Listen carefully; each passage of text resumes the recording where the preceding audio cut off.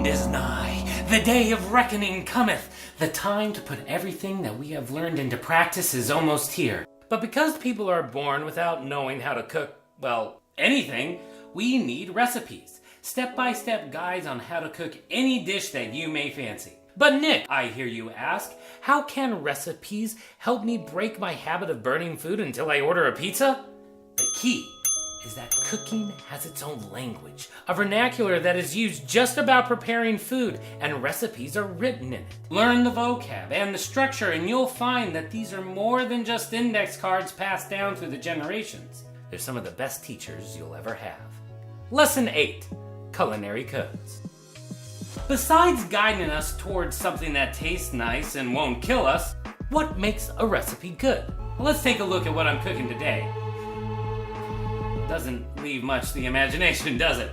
That's because a good recipe requires details. Things like quantity, measurement, by volume or weight, by imperial or metric, temperature, cooking time, all standard stuff we need to know.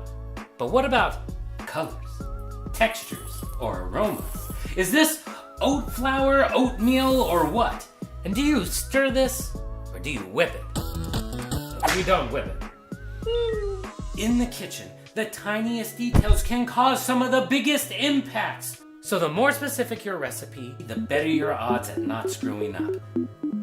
But you gotta stop somewhere, right? I mean, recipes have to be used in the field. So let's cut the fat of redundancy and common sense. Then, if we arrange some of the instructions to be displayed via the ingredients, not only do we save space without losing information, but we also separate out our steps of cooking from our steps of preparation, also known as our...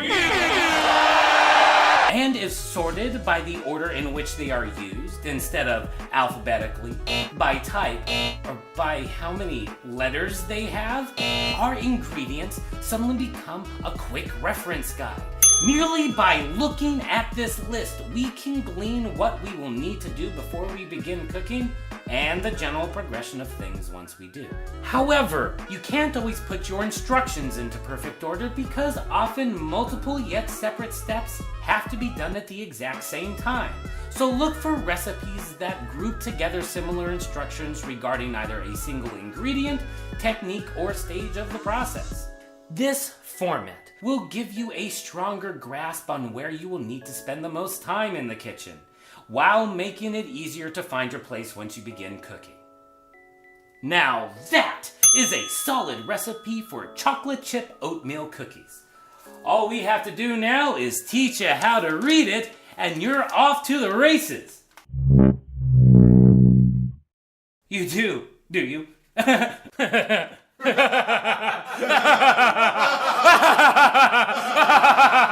Listen, though you may not yet understand that there is a difference between boiling and blanching, or creaming and whipping, doesn't mean that you won't need to, because in the kitchen the tiniest details can cause the biggest impacts.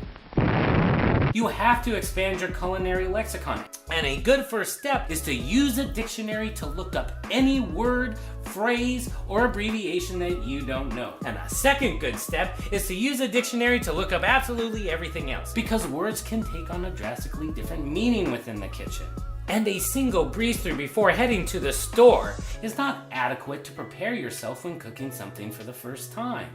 It's not enough to be familiar with the recipe.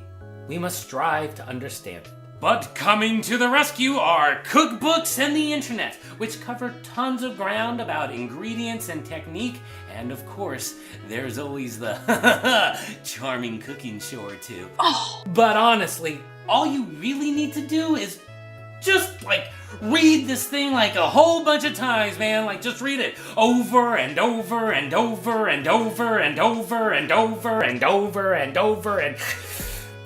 Think of it this way.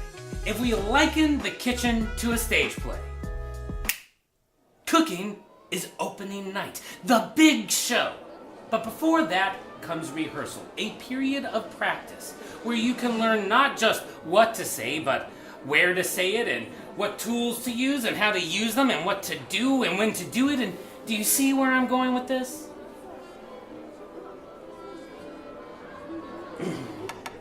Alas, poor porkrit. I cured him well, ham ratio.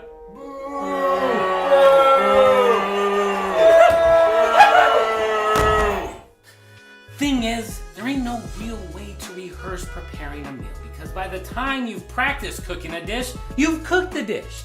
Maybe not well, but hey, there it is. You should read your recipe more than once because sometimes it is the only way to practice. I'm not saying you have to commit it to memory. I certainly don't. But you have to be able to visualize yourself going through every step of the process. From start to finish, envision the entire thing in your mind.